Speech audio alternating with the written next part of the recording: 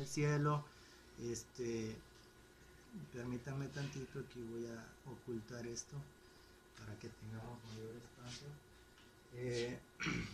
Y aquí voy a mencionar un punto en específico, porque decían unos acá, miren, dice, ya hemos probado que el templo de Dios en el cielo consta de 2 lugares santos. Entonces, miren, comprobaban eso. Pero algunos afirman que Cristo ministra solo en el lugar santísimo del santuario celestial. En sus días ya estaba la interpretación de los evangélicos, todos aquellos que dicen que solo Cristo ministra en el lugar santísimo. Entonces él va a defender eso, él va a mostrar eso, ¿sí? De que no es así. Dice, su unción del lugar santísimo, del verdadero tabernáculo al comienzo de su ministración, se puede dar como prueba de que él ministra solo en el segundo departamento del santuario celestial. ¿Cuál era la prueba que daban de que solo ministraba en el lugar santísimo? La unción, ¿sí?, del santuario, la unción del lugar santísimo, del verdadero tabernáculo al comienzo de su ministración, se puede dar como prueba de que él ministra solo en el segundo departamento del santuario celestial. Esa era una de las pruebas que daban para decir que Cristo solo ministra ¿en dónde? En el lugar santísimo. Pero esta objeción se desvanece de inmediato si consideramos que antes de que el sacerdocio levítico comenzara a ministrar en el santuario terrenal, todo el edificio, el lugar santísimo y el santo y todos los vasos sagrados fueron ungidos. Eso nos lo dice Éxodo 49:11. Y me voy a ir saltando las citas, hermanos, dando por entendida que por lo menos las entendemos, las aceptamos que así están. Quizás las hemos pasado en los estudios que hemos hecho de la Biblia, ¿verdad? Entonces aquí está aceptando la administración. El ungimiento y el ungimiento del santuario abarcaba ¿qué lugares? El lugar santísimo y el lugar santo. Y eso lo tomaban para argumentar que solo Cristo ministra en el lugar santísimo, porque se ungió el lugar santísimo. Pero él decía, ¿cuándo se completó esta unción? Esa administración comenzó, ¿en dónde? Bíblicamente, el santuario cuando fue ungido, en su comienzo de la administración, fue ungido todo, desde el lugar santísimo hacia afuera. ¿Sí? De hecho, así fue construido. Cuando leemos Éxodo 40. ¿Sí? Ya tenían todas las piezas armadas y el Señor le dijo, empieza desde el lugar más íntimo y pon ahí el cofre, luego pon el velo y luego todo. Y el ungimiento también lo hizo Moisés, todo el santuario. Entonces argumentaban que como el Santísimo fue, usted dice, es cierto, ¿verdad? Pero ahí mismo se les desbarata porque aunque así fue, la administración no comenzó en el Santísimo. ¿Dónde comenzó? Comenzó en el lugar, en el primer departamento, Levíticos 8-10 y Hebreos 9-6-7. Y esta orden, recordemos, fue el ejemplo de las sombras y de las cosas celestiales. Creo que ese es un punto, ¿verdad? Un punto de los que particularmente, ¿verdad? Me voy a saltar muchas otras cosas aquí. Bueno, aquí nos habla Andrews de la puerta abierta en el cielo. El trono que se revela debe ser la puerta del primer apartamento, ya que la del segundo apartamento, la que revela el arca que contiene los mandamientos, no se abre hasta que suene el séptimo ángel. Entonces dice que Juan estaba mirando hacia el primer departamento cuando ve Apocalipsis 4.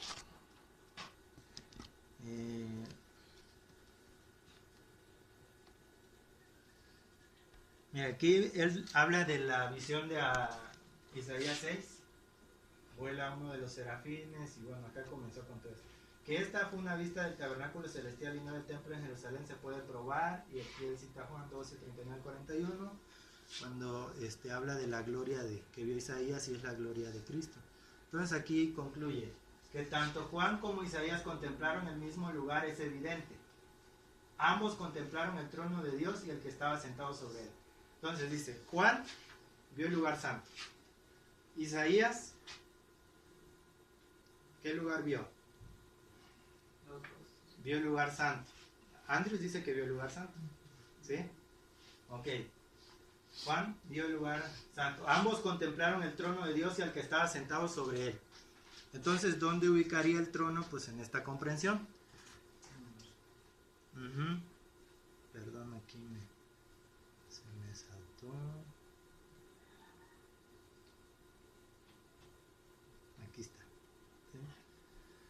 que tanto Juan como Isaías vieron a nuestro Señor Jesucristo, ya lo hemos probado, ¿sí?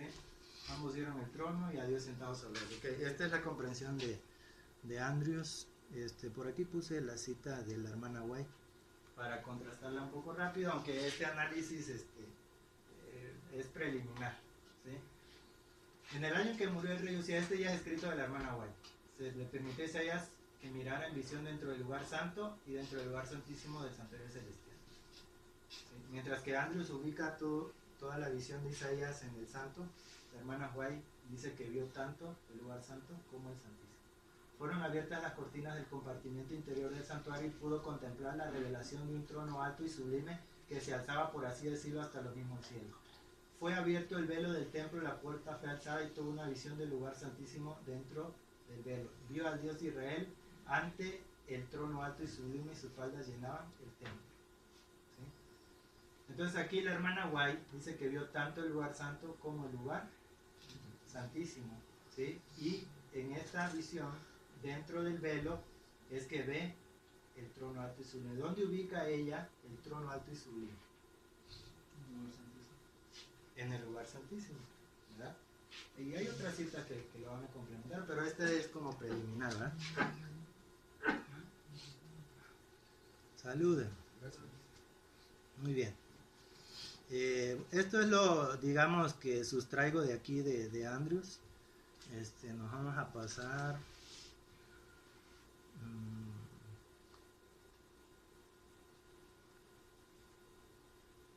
a Smith, Uriah Smith, ¿sí?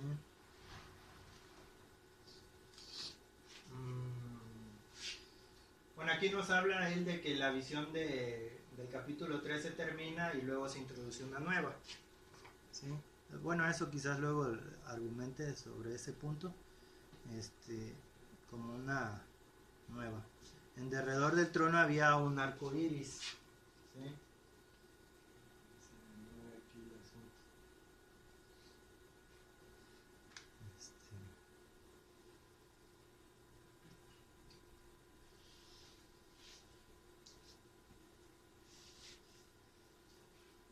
Alrededor había un trono, un arco iris. Bueno, ok, voy para enfocarme en el asunto de los 24 ancianos. Bueno, no sé cuántos hayan estudiado, ¿verdad? Ojalá que todos. Aquí las características que va listando de los 24 ancianos con coronas de oro se demuestran que han acabado su carrera y han asumido sus puestos. Entonces, aquí voy a ir haciendo un contraste, que luego lo voy a presentar un poquito más a detalle, pero entre lo que se dice aquí y lo que podemos encontrar en algunos textos bíblicos o de la hermana White. Por ejemplo, aquí se nos dice que tienen coronas, tienen un puesto, ¿verdad? Y voy a ir contrastando con, por ejemplo, aquí se nos habla de las huestes celestiales que están vestidos con lino finísimo, ¿sí? Porque acá se nos habla de que están vestidos de ropas blancas, los 24 ancianos, ¿sí? Los 24 ancianos están vestidos de ropas blancas. También los ángeles del cielo, y esa es una cita bíblica, están vestidos de lino finísimo, blanco y limpio. Ahora, están coronados. En una cita de la hermana White, Conflicto de los siglos, se nos dice que todas las huestes de los ángeles depositan sus coronas mientras él anuncia. Entonces no solo añade la corte, ¿verdad? Pero ahí está más en su contexto y la vamos a ver un poquito más a detalle.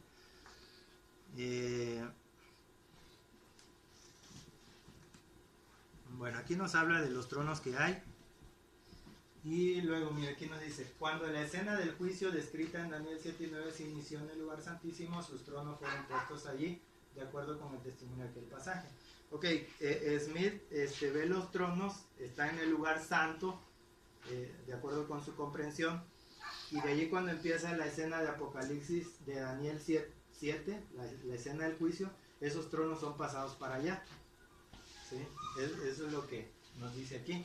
Ahora, la hermana White tiene una cita en donde ella nos dice cuando ve el lugar santísimo, cuando ve al Padre levantarse del trono y en un carro llameante entrar en el lugar santísimo, dentro del velo, y se sentó. Allí vi tronos que nunca antes había visto. ¿Sí? O sea, aquí yo propongo que lo que dice que los tronos se pasaron del lugar santo al lugar santísimo. La hermana White dice que ella solo vio allí, nunca había visto esos tronos. Y ella en esa visión ve el traslado del lugar santo al lugar santísimo. ¿Sí? Pero ella dice que no vio tronos antes, sino hasta el lugar santísimo. ¿Sí?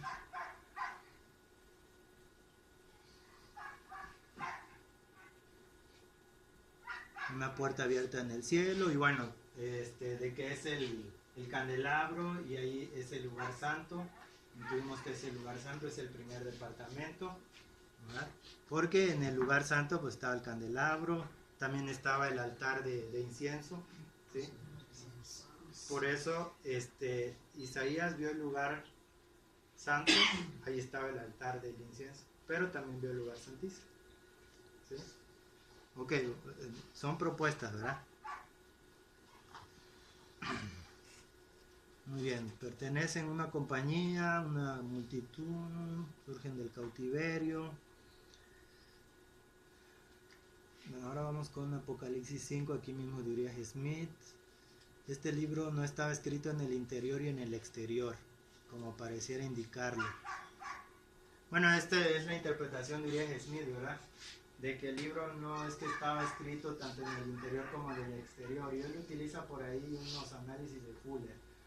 La hermana White dice que este rollo estaba escrito por ambos lados, por dentro y por fuera, ¿verdad? Es como que también una corrección a esa interpretación, ¿sí? Aunque no está tan relacionada con lo demás. ¿Sí? Mire, aquí uno de los ancianos aconseja a Juan: no llores. ¿Sí? Es la cita bíblica. Uno de los ancianos pone su mano sobre Juan y le dice: no llores, el león de la tribu de Judá, la raíz de David, había vencido. Y aquí en esta carta 65 de 1898 nos dice: este libro contenía el destino de cada nación. Juan estaba acongojado por la incapacidad absoluta de los seres humanos o de las inteligencias angélicas de leer las palabras o incluso percibirlas. Su alma llegó a tal punto de agonía y ansiedad que uno de los ángeles fuertes tuvo compasión de él, y poniendo su mano sobre él le aseguró diciendo: no llores, he aquí el león de la tribu de Judá, la raíz de David, ha vencido para abrir el libro y desatar sus sellos. La hermana White le llama ángel fuerte cuando en la Biblia fue uno de los 24 ancianos. ¿Sí? Este es una, digamos que es como la principal cita de la cual se parte para la propuesta de que puedan ser ángeles. ¿Sí? Ok, el león de la tribu de Judá, la raíz de David. Bueno, vamos a centrar en el león de la tribu de Judá. Vamos a ver algunas otras características. Copas llenas de perfumes. ¿Sí? Aquí nos habla de que son como sacerdotes, ¿verdad? Porque se ve que están ofreciendo incienso y eso solo le incumbe a los sacerdotes. Ok, bueno, este punto lo pretendo ampliar más en la siguiente parte. Pero por lo menos esta cita: los ángeles ofrecen el humo del fragante incienso de las oraciones de los santos. Por lo tanto, en cada familia asciendas el cielo en la oración matinal y en la hora fresca de la puesta de sol, preséntense delante de Dios y los méritos del Salvador en favor nuestro. Entonces, Hebreos 1.14, Salmos, también nos habla de que los ángeles son ministros de Jehová, de que son ministros de Dios.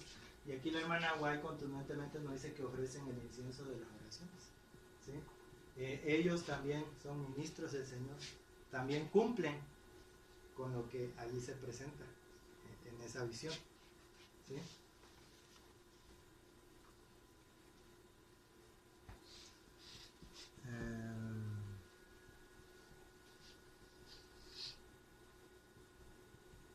Miren, aquí está la parte que les comentaba de Uriah Smith.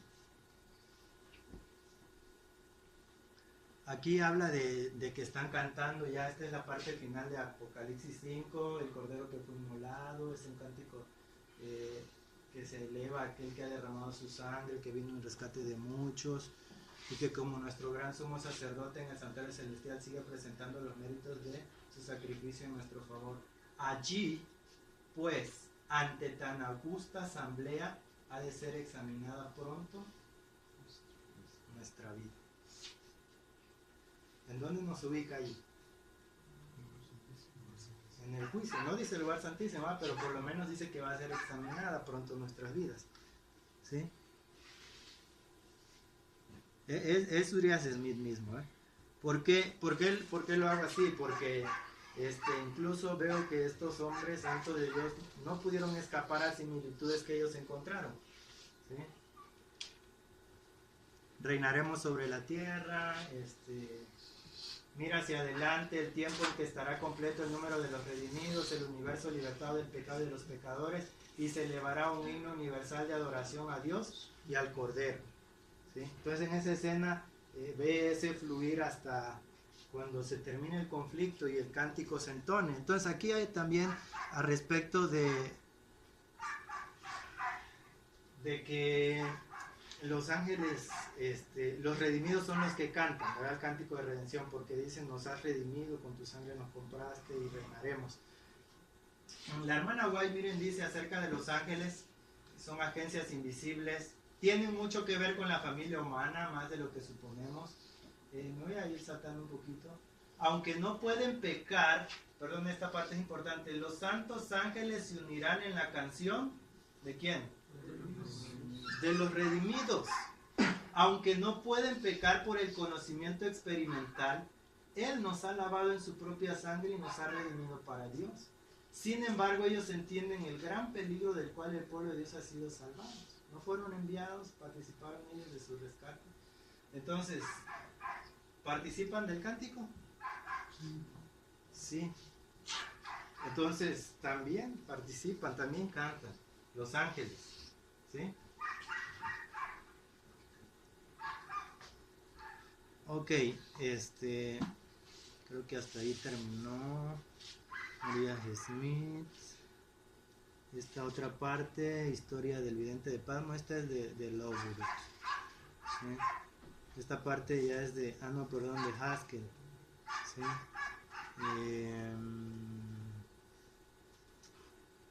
No recuerdo aquí si hay alguna parte que quiera presentarles. A ver aquí. Bueno, esta parte para luego.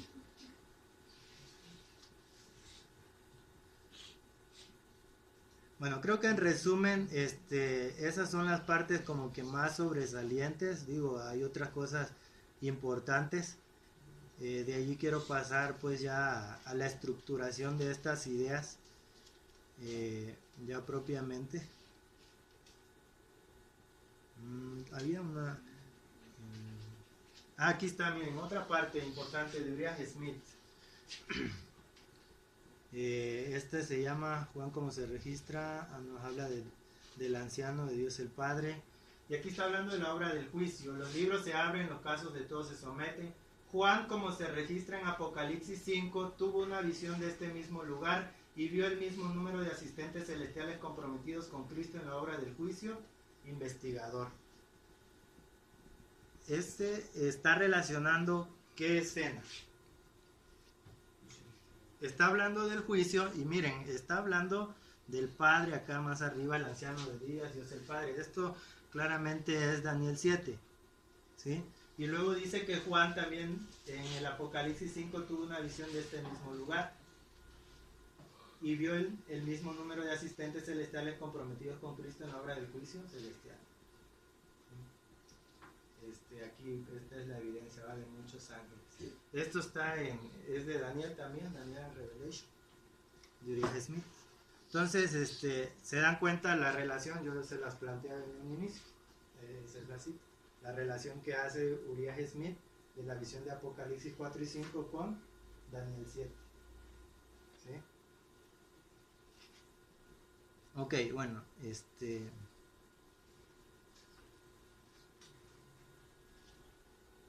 otra partecita más adelante dice: Juan en sus vistas sublimes de las escenas celestiales vio a millones de asistentes y asistentes comprometidos con nuestro Señor en su trabajo sacerdotal.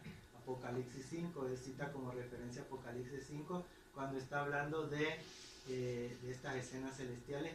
Y así continúa la administración, no cesa, no demora y pronto debe ser terminado para siempre. ¿Sí? Entonces miren, Smith relaciona Apocalipsis 5 con la administración celestial de Cristo y como una obra que aún sigue y pronto va a terminar. Esta parte la planteo y luego se analizará por más a detalle, porque la visión de Apocalipsis 4 y 5, incluso parte de R. Smith, pareciera ser como que algo continuo, ¿sí? No solamente en un lugar y no solamente en un momento. Ajá. Bueno, voy a pasarme a esta parte con lo de los 24 ancianos. La verdad está muy amplio todo el documento y yo entiendo a los que compartí de pronto un mega ahí documento.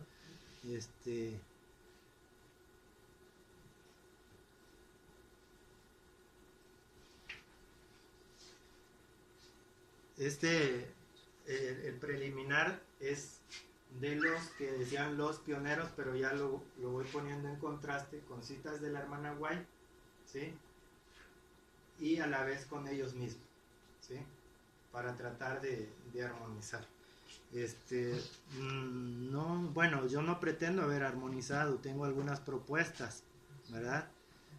Sobre los 24 ancianos sí tengo una propuesta definitiva, que es la que han ido viendo. Pero antes de eso, antes de que me meta ya de Apocalipsis 4 y 5, los ángeles, ¿sí? Quisiera que complementáramos bien lo de los ángeles.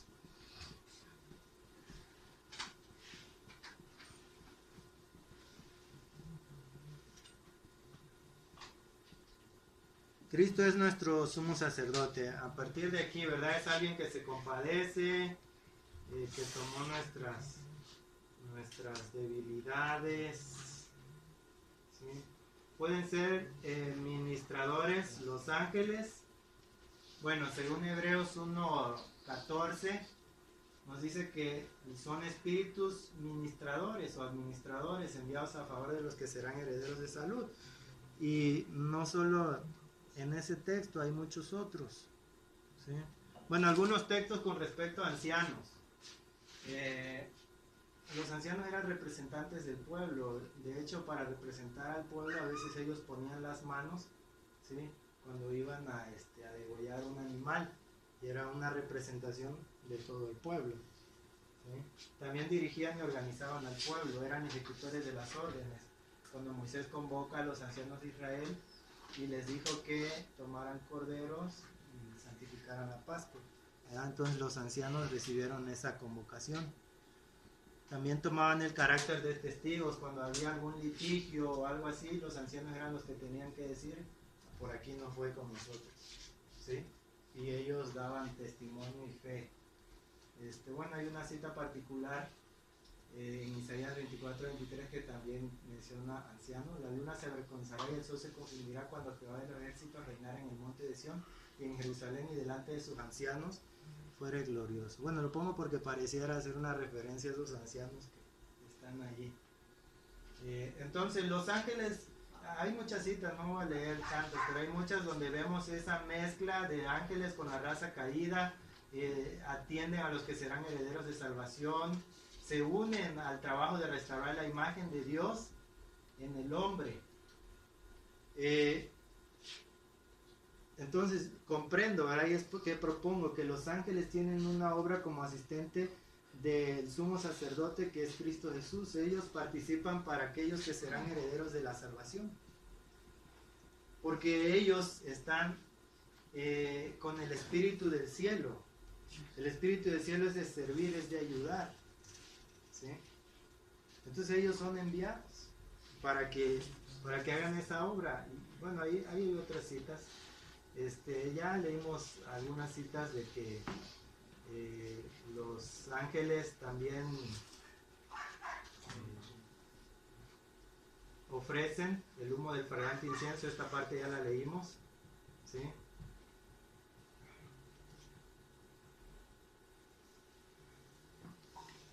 Bueno, los ángeles como participantes en toda la obra de ministración.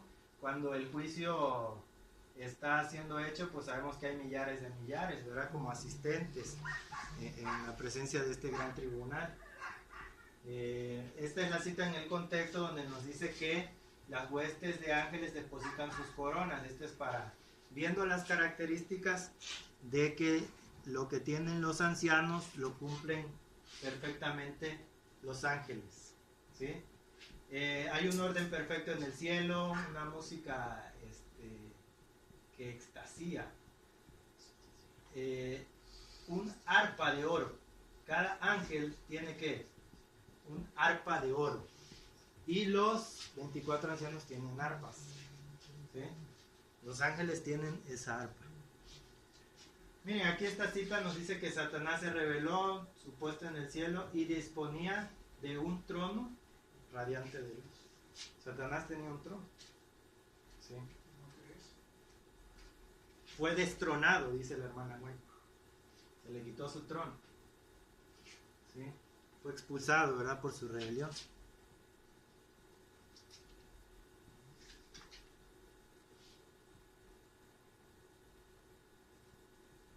Bueno, ¿qué contenía ese rollo? Lo podemos analizar después. Quisiera seguir viendo con respecto a los 24 ancianos. Del cántico ya lo vimos. A ver aquí.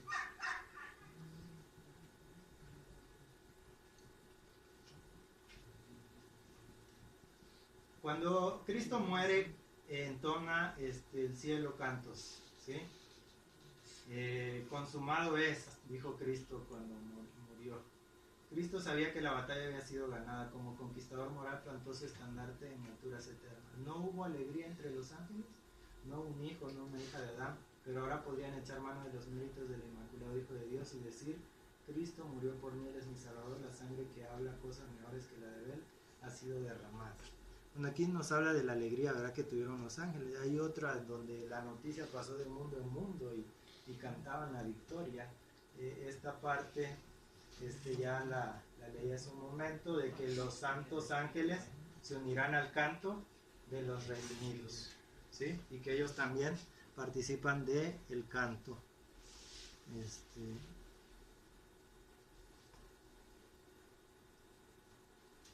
Miren aquí, querubines cubridores. Digno es el Cordero que fue inmolado y resucitó. Aquí nos habla de los querubines cubridores y gloriosos serafines. Repiten el estribillo,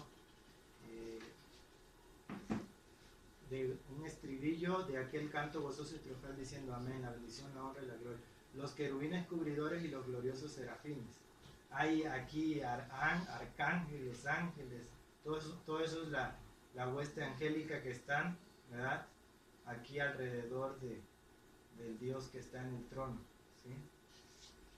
Ahí se nos habla pues de querubines y gloriosos serafines. Hay una cita en donde se nos habla de que Satanás era un serafín y un querubín. Esto para demostrar que también los 4 seres vivientes también son. O sea, bíblicamente tienen 6 alas, como los serafines de la visión de Isaías, ¿sí? Pero también tienen similitud los 4 seres vivientes a los querubines que vio Ezequiel, ¿sí? Entonces, aquí quería, ángeles cantan, a ver si me permiten.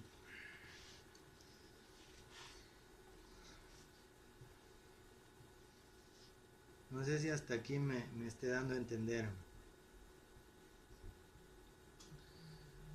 A ver si no me pierdo mucho aquí con todas estas letras.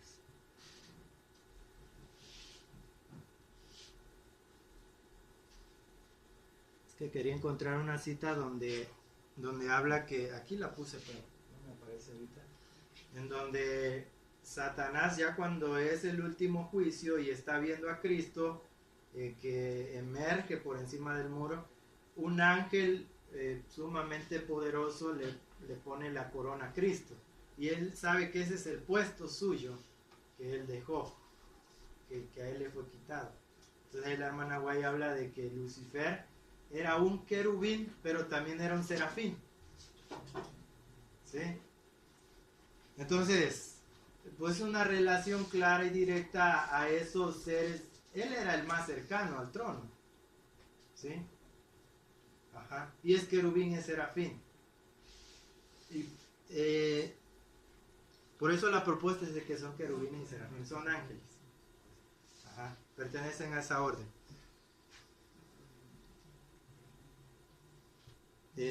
Ahorita, para no desviarme tanto, ya se la busco, ya que ya vimos que los ángeles cantan. A lo mejor por aquí aparece. Nos habla que el Señor no está ahí nomás sin hacer nada, sino que todos sus ángeles y Él mismo trabajando. Aquí nos habla de, bueno, ya leí una cita similar, ¿verdad? De los que están, los querubines y los serafines.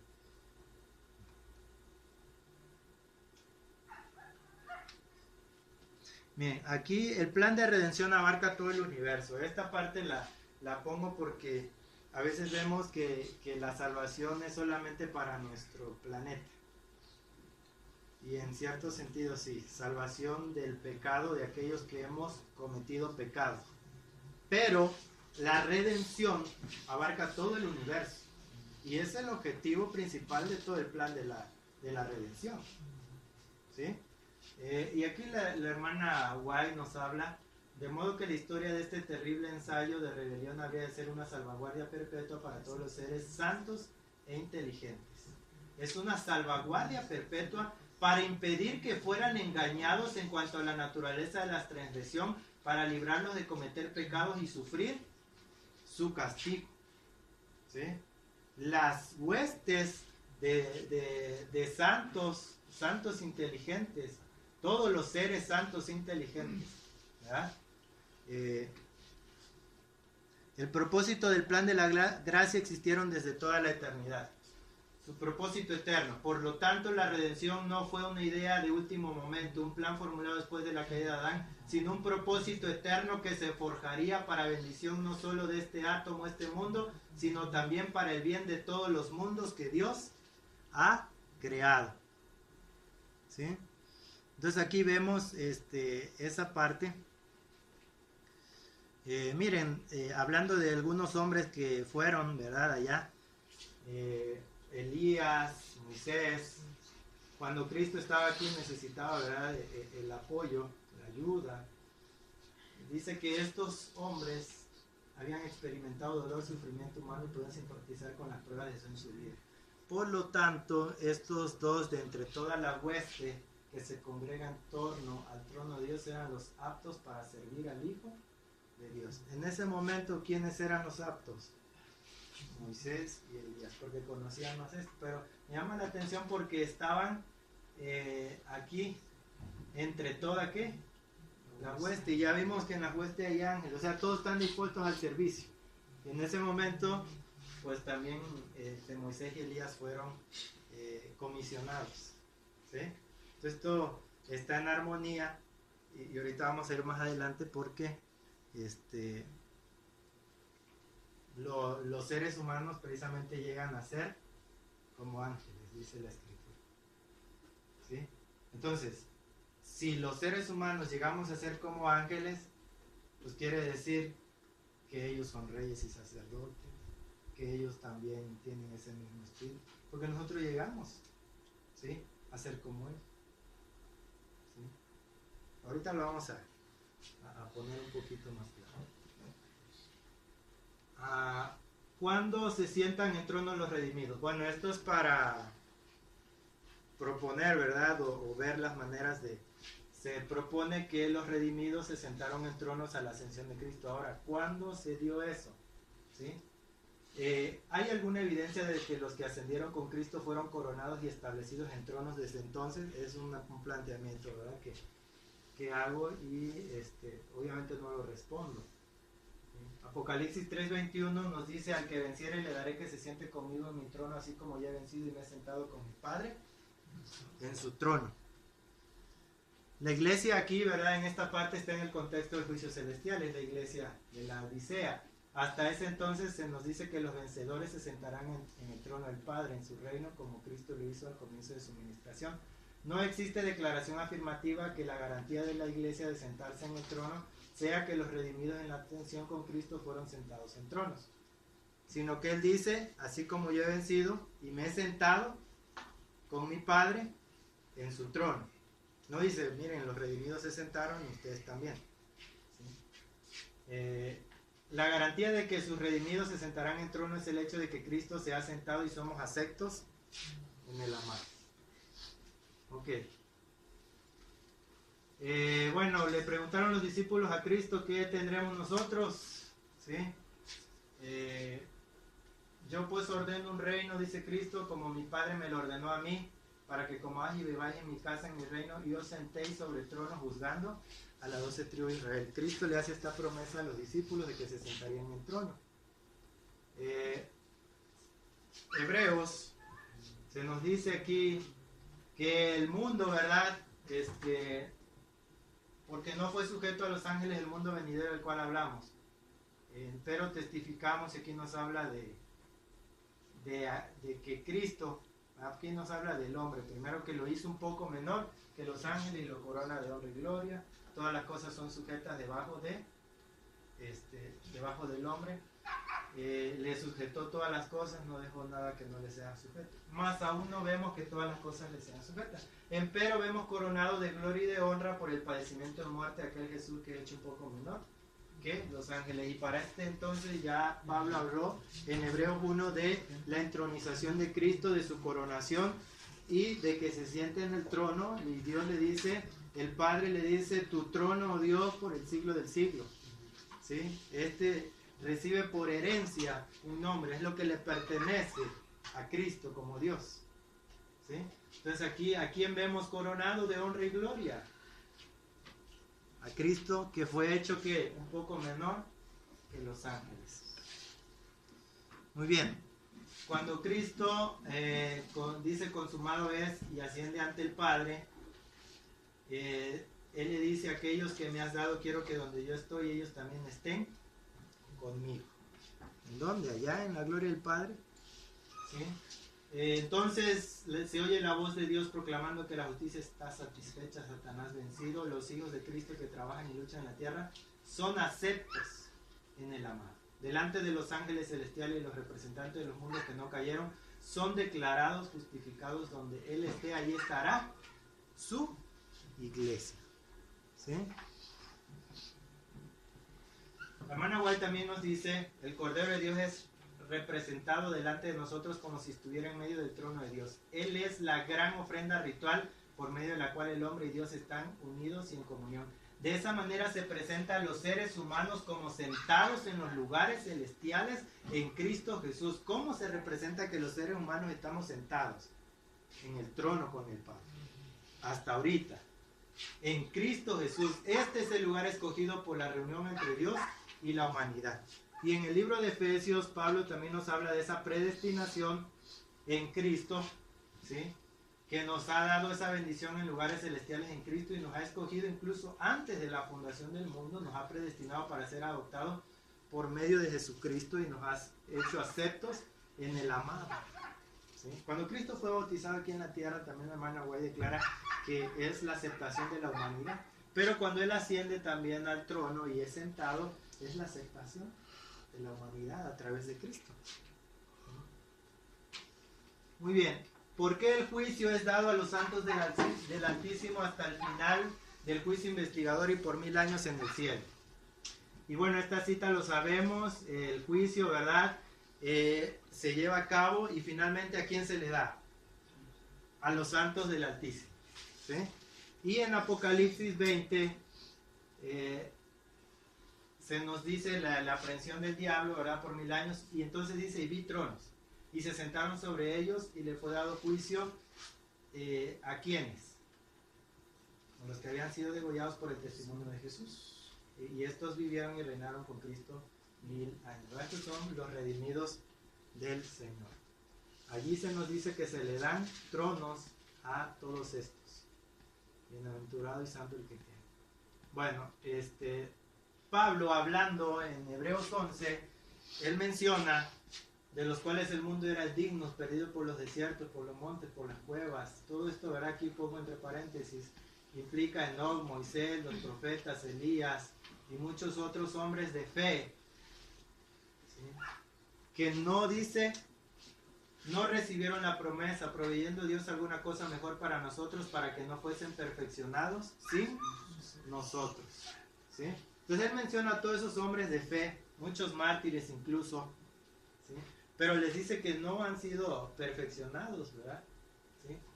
Incluso al mencionar allí hombres que como Moisés, ¿verdad? Que incluso ya están en el cielo, ¿sí? Ok. ¿Cuándo se cumple la oración que vimos de que Cristo le dijo al Padre, estos que me has dado quiero que estén donde yo esté? Cuando esto está en el conflicto de los siglos, delante de la multitud de los redimidos se encuentra la santa ciudad, Jesús abre las puertas. Esto es ya cuando Cristo vino por su pueblo y están, verdad, por entrar en esas puertas de perla y entran por ellas las naciones que guardaron la verdad. Allí contemplan el paraíso de Dios. Adán ve su lugar de inocencia y luego se oye esa voz más armoniosa que cualquier música que haya acariciado jamás el oído de los hombres y dice, nuestro conflicto ha terminado, venid. Me voy a saltar un poquito. Entonces se cumple la oración del Salvador para sus discípulos. Padre, aquellos que me has dado, quiero que donde yo estoy, ellos estén también conmigo. Allí se cumple esa oración. Después de que los santos hayan sido transformados inmortales y arrebatados con Jesús, después de que hayan recibido sus arpas, sus mantos y sus coronas y hayan entrado en la ciudad, se sentarán ¿en qué? En juicio con Jesús. Tierra desolada. Bueno, aquí nos habla de Satanás que ha recluido ya completamente en la tierra. No podrá ir a ningún planeta ya a tentar y a molestar a los que no cayeron. Y bueno, aquí vemos este canto de ángeles y redimidos, exclamaciones de triunfo que resonaban como 10.000 instrumentos músicos porque ya no verían molestados ni tentados por Satanás y porque los habitantes de otro mundo quedan libres de él y de sus tentaciones. ¿Sí? Aquí ellos cantan porque quedan libres completamente. Satanás queda aislado, encarcelado 1000 años en la tierra.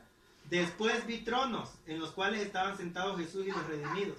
Los santos reinaban como reyes y sacerdotes de Dios. Fíjense, hasta aquí.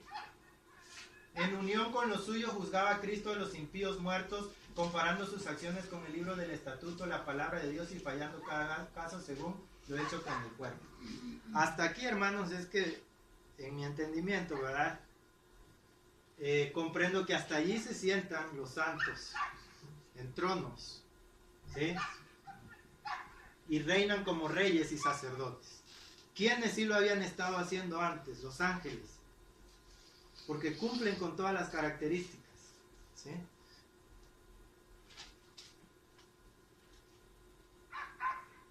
Miren, aquí hablando de Pedro, cuando él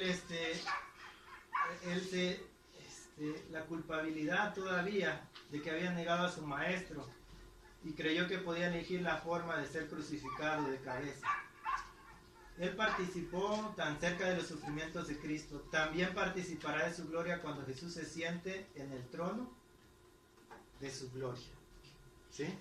Sabemos cuando Cristo se sienta en el trono de su gloria al final de su ministración en el santuario celestial, cuando termine su ministerio en el lugar santísimo. ¿Sí? Todos los que ministraban en el santuario, bueno, esta parte lo mismo. En el mismo Apocalipsis nos muestra el orden de trabajo de Dios.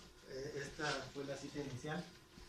La revelación de Jesucristo que Dios se la da para manifestar a su siervo las cosas que deben suceder pronto, y le envía por medio de su ángel a Juan, su siervo. Hay un orden de actividades, ¿sí? Entonces, en mi propuesta, creo que los ángeles son parte de ese orden, ¿sí? Y no los quitamos como ministros, ¿sí?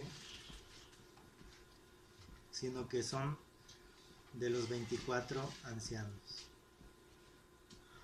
Bueno, aquí es el planteamiento que hago, que los seres humanos llegan a ser como ángeles y no los ángeles como humanos, ¿sí?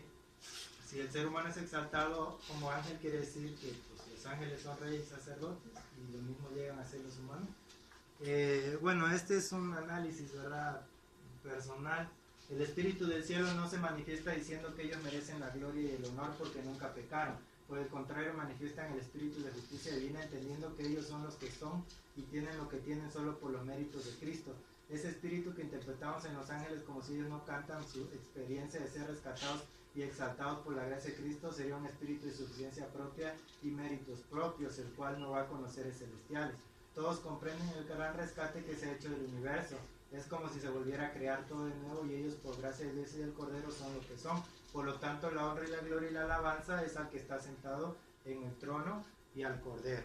O sea, los ángeles no son rescatados del pecado que hayan cometido, pero sí son rescatados de todo el pecado en el universo y de que, como leímos en otras citas, del engaño del pecado, ¿sí?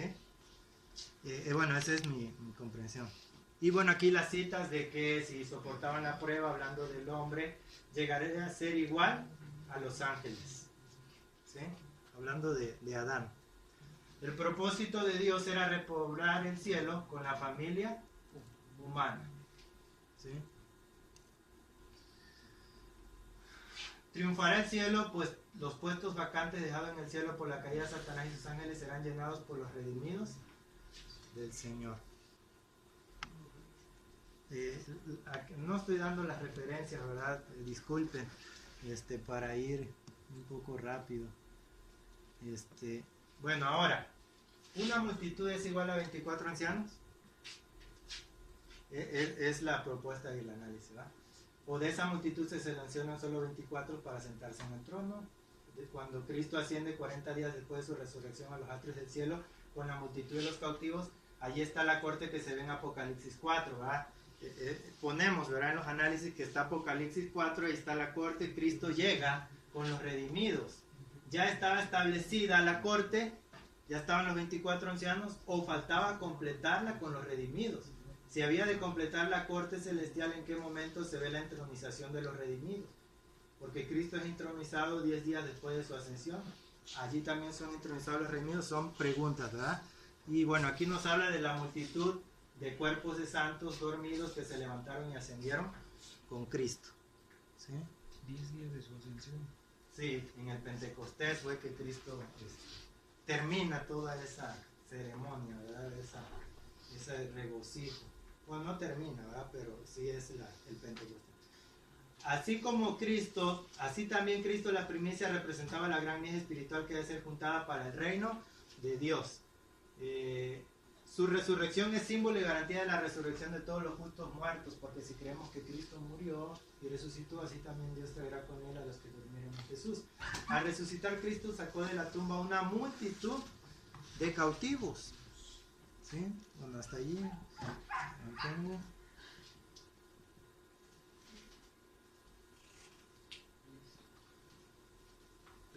Gracias. Aquí nos dice que mientras el Salvador estaba en la presencia de Dios, estaba recibiendo dones para su iglesia, ¿sí? Por ahí hay una cita que habla de los dones, ¿sí? Aquí entra la presencia del Padre Cristo, señala su cabeza herida, presenta los trofeos de su triunfo, ofrece a Dios la gavilla de las primicias a aquellos que resucitaron con él como representantes de la gran multitud que saldrá de la tumba en ocasión de su segunda venida. Se acerca al Padre, ante quien hay regocijo por un solo pecador que se arrepiente, y desde antes que fueran echados los cimientos de la tierra, el Padre y el Hijo se habían unido en un pacto para redimir al hombre, y en caso de que fuera vencido por Satanás, habían unido sus manos en un solemne compromiso de que Cristo sería creador de la especie humana. Ok, ahí nos habla. Bueno, hasta aquí, y me voy a pasar a otro documentito.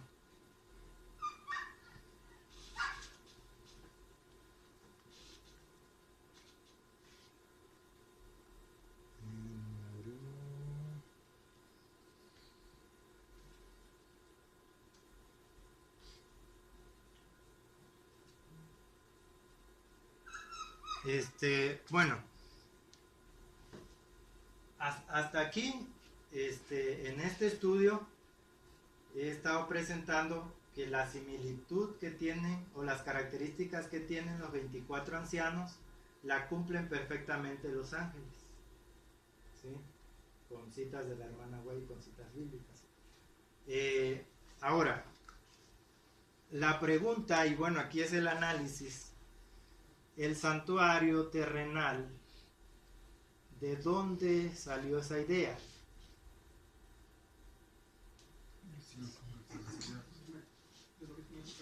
¿Es una copia de dónde?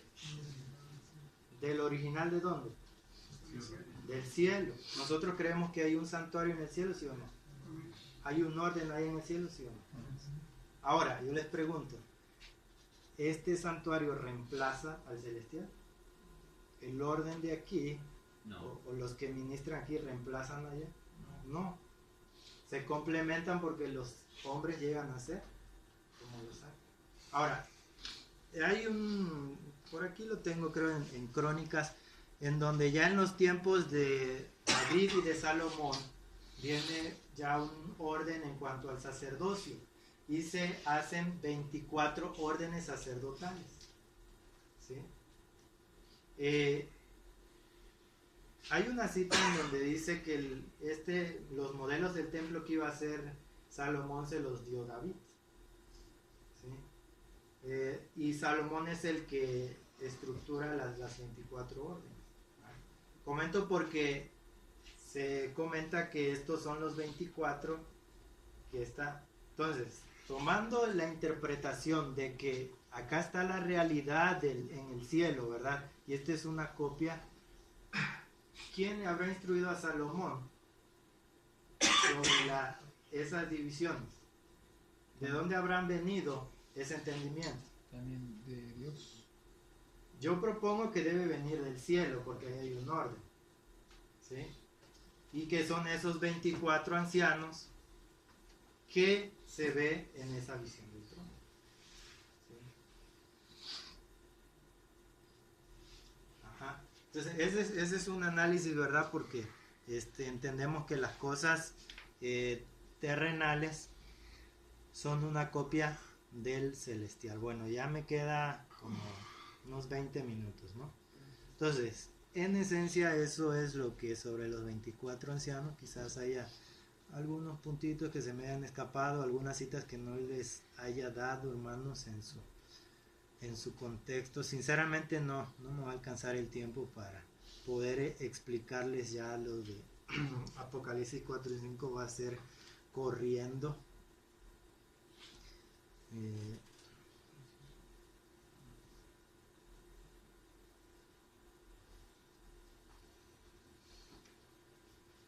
Miren, quizás dé tiempo para estudiar estas citas que quizás nos dejen un poquito revuelta la cabeza, ¿sí? Pero el objetivo es armonizarlas, ¿sí? Y tal vez en el momento de análisis pueda avanzar un poco. Hay ciertas citas, ¿verdad?, de la hermana White que pues, nosotros entendemos la aplicación de los textos y vamos a ir analizando. Por ejemplo, este es un texto. He aquí, he puesto delante de ti una puerta abierta la cual nadie podía cerrar. Apocalipsis 3, 7 y 8. Apocalipsis 3, 7 y 8 nos habla de la puerta abierta en el cielo. El que abre, el que tiene la llave de David, y nadie puede cerrar. Y cierra y nadie abre. ¿En qué contexto entendemos nosotros Apocalipsis 3, 7 y 8? ¿Qué puerta fue abierta allí? ¿Qué ministerio? La del lugar santísimo, ¿sí? Eso creemos. Cristo había abierto la puerta o ministerio del lugar santísimo. La luz brillaba desde la puerta abierta del santuario celestial y se vio que el cuarto mandamiento estaba incluido en la ley encerrada. Lo que Dios había establecido, nadie podía derribarlo. Hay otra cita que nos dice, hay uno que lo ve todo. Y él dice, he puesto delante de ti una puerta abierta. Apocalipsis 3:8. Cita el mismo texto. A través de esta se mostró el trono de Dios eclipsado por el arco iris de la promesa.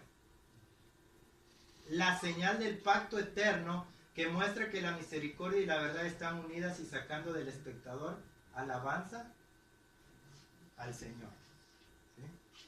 A través de esa puerta, ¿qué se mostró?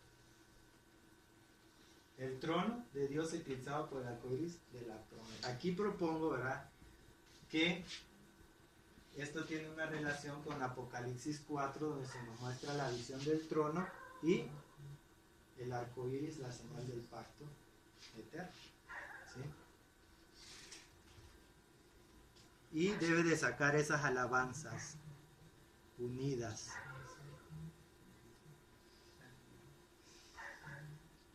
Aquí nos habla el mismo texto, conozco tus obras, he abierto delante de una puerta, nadie puede cerrarla. Aquí tenemos motivos para alegrarnos. Hay uno que se presenta ante nosotros, que tiene todo el poder en el cielo y en la tierra. Y él dice, puesto delante de ti una puerta abierta que ninguno puede cerrarla.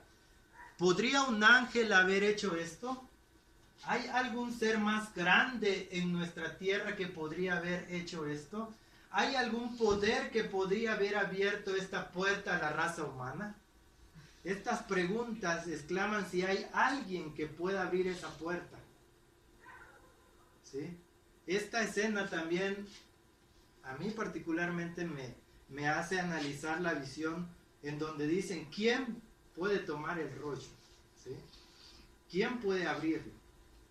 No hay nadie ni en el cielo ni en la tierra, ¿verdad? Como una alusión, ¿verdad? Es una propuesta, un entendimiento de aludir a eso. Ningún hombre podía cerrarla. Solo hay uno, el que es igual a la divinidad, el príncipe de la vida, el que es aquel en quien se centran nuestras esperanzas de vida eterna, la majestad del cielo, el rey de gloria. Él es quien dejó el trono real, ¿sí? Quien dejó su alto mando y vistió su divinidad con la humanidad. Bajó a esta tierra y fue un hombre sufriente y familiarizado con el dolor, tentado en todos los puntos como nosotros, para que Él sepa cómo ayudar a los que son tentados. Él es la puerta abierta. Las puertas están entreabiertas, la puerta está abierta y ningún hombre puede cerrarla, por lo que en nuestra debilidad ninguno de nosotros debe desanimarse. No necesitamos sentir que debemos pelear las batallas del Señor con nuestras propias fuerzas, porque las puertas están entreabiertas y la comunicación que se cortó debido a la transgresión del hombre se ha renovado. Hay una puerta abierta para ti, la luz del cielo que desciende sobre Cristo reconoce que Él es aceptado como nuestro sustituto y por la fe en Él y la obediencia a los mandamientos de Dios seremos llevados nuevamente a nuestro hogar en el Edén. Apocalipsis 3, 7 y 8, citado otra vez, ¿sí? Aquí pues no está escrito, pero ya lo cita. Y luego dice, Cristo ha obrado para nosotros y ha obtenido una victoria eterna a fin de poder abrir la puerta del cielo y cerrar la puerta de los engaños de Satanás. ¿Sí? La hermana Guay aquí también da una aplicación de cerrar una puerta y abrir otra. Cerrar la puerta de los engaños del diablo y abrir la puerta del cielo. La puerta abierta en el cielo revela el trono de Dios en el lugar santísimo en el cual está el arca, y en esta arca está la ley de los 10 mandamientos escrito con el dedo de Dios sobre tablas de piedra. La luz que brilla desde la puerta abierta atrae la atención del pueblo de Dios y comienza a ver lo que contiene esa arca, la ley de los 10 mandamientos. Ahora vamos a las escenas cuando Cristo es crucificado. Todo era terror y confusión, el sacerdote estaba por matar la víctima, pero el cuchillo cayó de su mano enervada y el cordero escapó. El símbolo había encontrado en la muerte del Hijo de Dios la realidad que prefiguraba. El gran sacrificio había sido hecho, estaba abierto el camino que llevaba al Santísimo. Había sido preparado para todos un camino nuevo y viviente. ya no necesitaría la humanidad pecaminosa y entristecida esperar la salida del sumo sacerdote. Desde entonces el Salvador iba a oficiar como sacerdote y abogado en el cielo de los cielos. Ahora era como si una voz viva hubiese dicho a los adoradores: ha terminado los sacrificios y ofrendas por el pecado. El Hijo de Dios ha venido conforme a su palabra. He aquí en la cabecera del libro está escrito de mí, para que haga Dios tu voluntad. Por su propia sangre, Él entra una sola vez en el santuario, habiendo obtenido redención. Gracias. Muy bien, dice: la oscuridad envolvió al Salvador desde la cruz. Cristo inclinó la cabeza y murió. En su encarnación Él había alcanzado el límite prescrito como sacrificio, pero no como redentor. La controversia con respecto a la rebelión fue respondida. La raza humana tiene una puerta abierta frente a ellos. Esto dice el que es santo, es que el verdadero, el que tiene la llave de David, el que abre y ninguno cierra, y cierra y ninguno abre. ¿Sí? La hermana Guay aplica, ¿verdad?, también este texto, ¿sí?, en el contexto cuando Cristo muere y la raza humana tiene una oportunidad de redención. Cuando Cristo exclamó: consumado es, la mano invisible de Dios rasgó de la tela fuerte confeccionada del templo, del velo del templo de arriba abajo. El camino al Santísimo se hizo manifiesto. Dios inclinó su cabeza satisfecho. Ahora su justicia y misericordia podían mezclarse. Él podría ser justo y sin embargo el justificador de todos los que creyeran en Cristo. Miró a la víctima que expiraba en la cruz y dijo: está consumado. La raza humana tendrá otra prueba. El precio de la redención fue pagado y Satanás cayó como un rayo del cielo. El camino al Santísimo se hizo manifiesto, ¿sí?, a la muerte de Cristo. Ahora se abría un camino por el cual la misericordia y la verdad podrían encontrarse juntas y la justicia y la paz se besaban. Por su muerte Cristo perfeccionó para siempre a los que son santificados. Esto le permitió proclamar con voz triunfante en la cruz del Calvario: consumado es. Por la fe en su humanidad, Cristo vio lo que se nos permite ver por fe: el sacrificio expiatorio conectado con el Señor en el propiciatorio. El incensario de oro se agita y el incienso, la representación de la pureza y la justicia de Cristo, asciende llevando las oraciones de cada alma que recibe y cree en Cristo al altar que está delante del trono de Dios, y Jesús está en medio. Aquí nos habla, ¿verdad?, de la mediación de Jesús ante el altar que está ante el trono.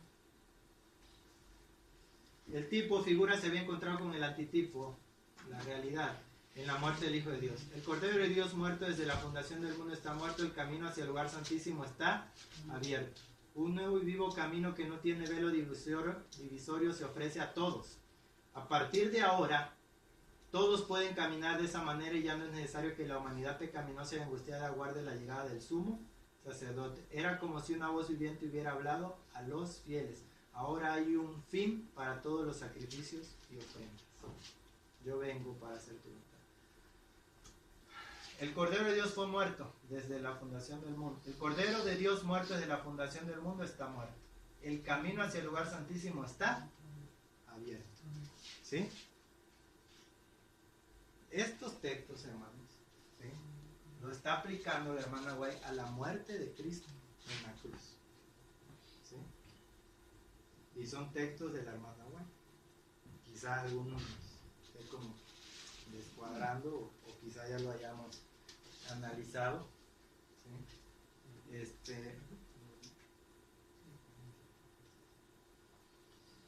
Él toma tu mano temblorosa de fe y la pone sobre la cabeza del sacrificio expiatorio. Por lo tanto, cada pecado puede ser confesado y perdonado. Teniendo por lo tanto libertad para entrar en el lugar santísimo por la sangre de Jesús y teniendo un sacerdote sobre la casa de Dios, acerquémonos con plena seguridad de fe. ¿Sí? Este texto, ¿verdad? ¿De dónde es este texto? Este texto es de Hebreos. ¿Sí? Y en el libro de Hebreos sabemos que hay una mala traducción en cuanto al lugar santísimo, como se ha traducido normalmente, pero es santuario más bien, ¿sí? Sin embargo, la hermana White en el inglés le puso lugar santísimo, ¿sí? Y ahí traigo el inglés, ¿sí? Le puso lugar santísimo este texto, o sea, lo aplicó también para esa parte.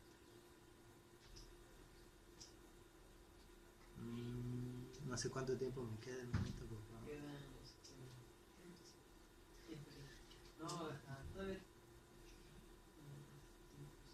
Mire, hablando aquí de Jacob y la escalera que él vio en sueños,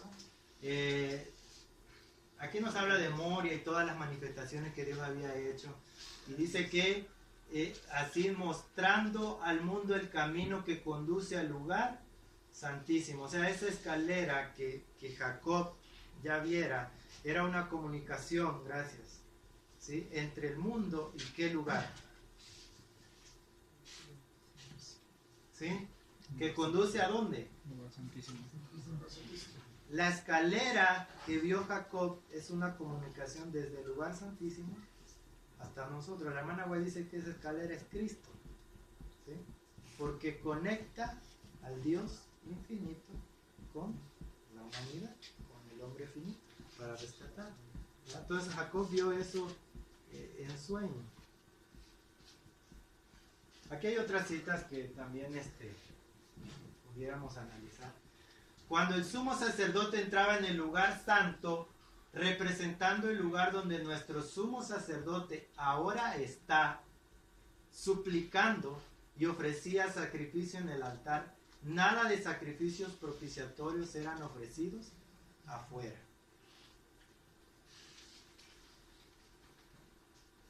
Cuando el sumo sacerdote entraba en el lugar, representando el lugar donde nuestro sumo sacerdote ahora está suplicando. ¿Dónde está Cristo? ¿Por qué dice lugar santo?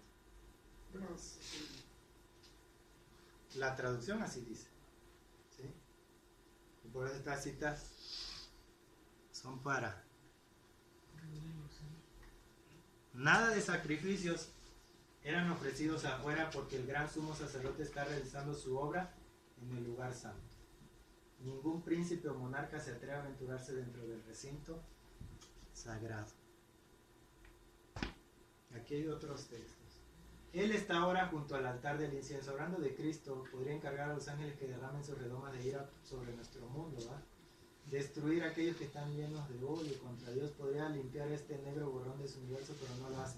Él está ahora junto al altar del incienso presentando las oraciones de aquellos que desean su ayuda. ¿Dónde está Cristo? Él está ahora ¿dónde?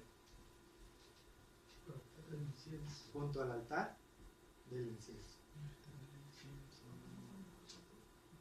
El altar del incienso estaba en la puerta del lugar santísimo, ¿no? Bueno, vamos a... En su intercesión, nuestro abogado Cristo no necesita la virtud de ningún hombre. Cristo es el único portador del pecado. La oración y la confesión se deben hacer solo aquel que ha entrado de una vez por todas en el lugar santo, o santuario, puede ser. Bueno.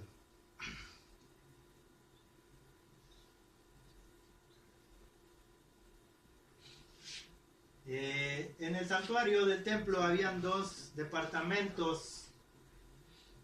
El santuario y el templo eran símbolos terrenales de la morada de Dios. Uno de sus departamentos era santo a su presencia. Había, dice, un lugar santo ¿a qué? Nos puede ir aclarando, ¿va? Ya nos va a dar tiempo de ver todo el análisis, pero particularmente me ha ayudado a comprender que había un lugar que era santo a su presencia, porque a veces vemos, no, santo y santísimo, pero dice que era uno santo a su morada, a su presencia. Entonces, ¿por qué era santo este? Porque ahí estaba la presencia de Dios en el Santísimo, ¿sí? Nadie podía levantar ese velo, ¿verdad? El velo con sus querubines realzados que estaba en la entrada no podía ser alzado por nadie excepto una persona. Levantar el velo y penetrar sin derecho dentro del sagrado misterio de ese lugar santísimo merecía la muerte. Por encima del propiciatorio y de los ángeles postrados en oración moraba la gloria de ¿quién? ¿Qué era el Santísimo sin la presencia de Dios? ¿Cuál era la gloria del Santísimo? ¿Sí? Entonces, aquí, hermano, yo estoy viendo más que entender los lugares. ¿Sí? Aquí veo que a quien se le hace la referencia de Santísimo es a la misma presencia de Dios, a su ser. Y donde Él esté, todo llega a ser santo. ¿Sí? Como le dijo a Moisés. Pero hay un análisis sobre esto. El hombre no puede alcanzar el rastro de Dios. Y con esto creo que ya termino. Porque el tiempo igual ya se terminó. El encubrimiento de su poder es evidencia de su misericordia, porque alzar el velo que oculta su divina presencia sería la muerte. Ninguna mente mortal puede penetrar dentro del ámbito secreto donde mora y obra el poderoso. ¿Puede alguna mente mortal entrar en el ámbito secreto del poderoso, donde Él mora, donde Él obra? Podemos comprender solo lo que Él se digne revelarnos acerca de su persona. La razón tiene que reconocer una autoridad superior a ella. El corazón y el intelecto tienen que inclinarse ante el gran yo soy. ¿Sí? Tenemos que inclinarnos ante el gran yo soy. Y bueno, aquí, ¿quién era el único ser en todo el universo que podía entrar en los consejos y designios de Dios?